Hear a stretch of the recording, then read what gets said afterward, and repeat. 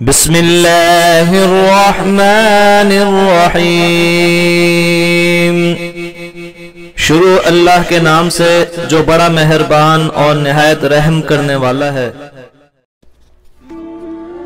حضرت ابو ہریرہ رضی اللہ تعالی عنہ حضور صلی اللہ علیہ وسلم سے روایت کرتے ہیں کہ رسول اللہ صلی اللہ علیہ وسلم نے ارشاد فرمایا کہ جب بندہ کوئی گناہ کرتا ہے اور کہتا ہے کہ اے اللہ میں نے گناہ کیا، یا کہتا ہے کہ میں نے گناہ کیا مجھے معاف فرما دیجئے، تو اللہ تعالیٰ فرماتے ہیں بندے نے گناہ کیا اور وہ جانتا ہے کہ اس کا رب اس کے گناہ معاف کرتا ہے اور پکڑ بھی سکتا ہے، تو میں نے اپنے بندے کو معاف کر دیا۔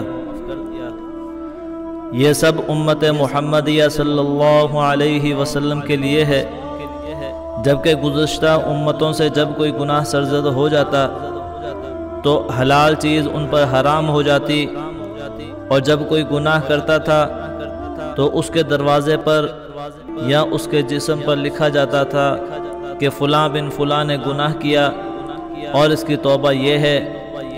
اس امت پر معاملہ اللہ تعالیٰ نے آسان فرما دیا۔ اللہ تعالیٰ قرآن کریم میں ارشاد فرماتے ہیں وَمَن يَعْمَلْ سُوءًا أَوْ يَظْلِمْ نَفْسَهُ ثُمَّ يَسْتَغْفِرِ اللَّهَ يَجِدِ اللَّهَ غَفُورًا رَحِيمًا۔ سورہ النساء آیت نمبر 110 ترجمہ۔ اور جو شخص کوئی برائی کرے یا اپنی جان کا ضرر کرے پھر اللہ تعالیٰ سے معافی چاہے تو وہ اللہ تعالیٰ کو بڑی مغفرت والا اور بڑی رحمت والا پائے گا۔ تو مسلمانوں کو چاہیے کہ وہ صبح و شام توبہ و استغفار کرتے رہا کریں۔ حضرت مجاہد رحمۃ اللہ علیہ فرماتے ہیں کہ جو شخص صبح و شام توبہ نہ کرے تو وہ ظالم ہیں۔ بندے کو چاہیے کہ وہ ہر وقت توبہ کرتا رہے اور 5 وقتہ نمازوں کی پابندی کرتا رہے، کیونکہ اللہ تعالیٰ نے 5 وقتہ نمازوں کو بندوں کے کبیرہ گناہوں کے علاوہ تطہیر قرار دیا ہے۔ دعا فرمائیں اللہ رب العزت سے کہ اللہ رب العزت ہمیں 5 وقتہ نمازوں کی پابندی کرنے اور اس کے ساتھ ساتھ توبہ و استغفار کرنے کی بھی توفیق عطا فرمائے، آمین ثم آمین۔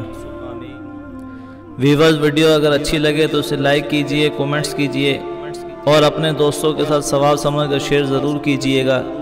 ملتے ہیں پھر کسی نئی ویڈیو کے ساتھ، تب تک کے لیے اجازت دیجئے۔ السلام علیکم ورحمۃ اللہ وبرکاتہ۔